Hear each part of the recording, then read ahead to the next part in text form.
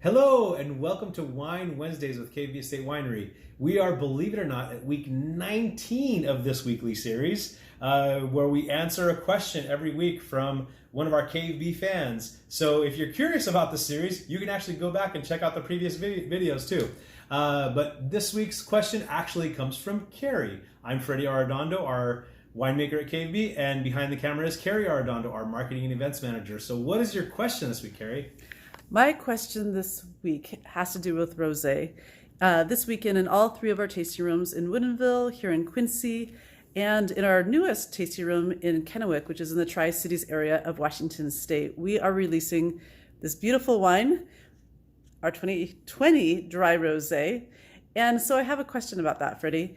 I am wondering, is there more than one way to make a rosé? And if so, can you explain to everybody the different methods and what method that we use here at Cave B? That's actually a great question, and it is something that we hear a lot. Like, how is rosé made? Why is it different from a white or a red? And because it's made with red wine grapes typically. So yes, there are different ways to make rosé.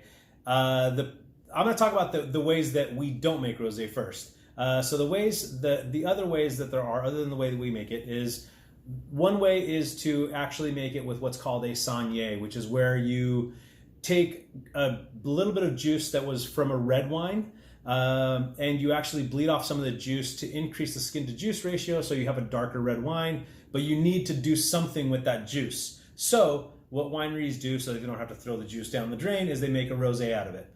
This is not a preferred method for me because typically that juice is harvested for a red wine, meaning that it's got really high sugar, typically lower acids, and so you have to do a few things to it to actually make it more appropriate for a chilled wine, like adding water to it to decrease the amount of sugar, and you typically have to add acid to it as well. So you increase the acidity a little bit. So that's not my preferred method for making a rosé. The other way, which is like wine heresy in my opinion, is actually to take a white wine and you add a little bit of red wine to it to make a pinkish kind of a wine. I personally don't know of anybody that's done this, but I don't know that anybody would advertise if they did. So, but that to me that is absolutely the never make rosé wine that way. And then the preferred method, which actually most wineries that are making a decent amount of rosé on a larger scale, and it's a very intentional program in their lineup, do it the way we do it at Cave B, which is actually you're harvesting fruit specifically for the rosé, meaning that you're harvesting fruit that is a little bit lower in sugar and a little bit higher in acid, just like you typically would for another chilled white wine, but these are red grapes, so we are harvesting for the rosé. What happens then is that the grapes come into the crush pad, they go directly into the press, we press off the juice, and then we ferment the juice. So when the wine is actually starting out, it's actually much darker than it ends up in the bottle because all of those pigments don't have time to form those polymeric pigment chains, those longer chains that are more stable in solution. So a lot of them fall out of solution because there aren't other tannins and other structures to help hold those pigment chains together. So that's how we make our rosé. Thank you, Freddie. That is a great answer. Can you explain, Freddie? I think this weekend we're going to have people running, skipping, biking, who knows, maybe swimming to our tasting rooms. This is a fan favorite for sure. And can you give them a little bit of explanation for the flavors profile in this wine and what they might be expecting? Yeah, so I really love our rosé this year. It's made up of Malbec, Tempranillo, and Syrah. It's pretty even across the board on those three wines. There's a little bit more Malbec and Tempranillo than there is Syrah, whereas last year's was 80% Syrah, and then the balance was 10% Malbec, 10% Tempranillo. This one's pretty evenly split, with a little bit less Syrah than the other two.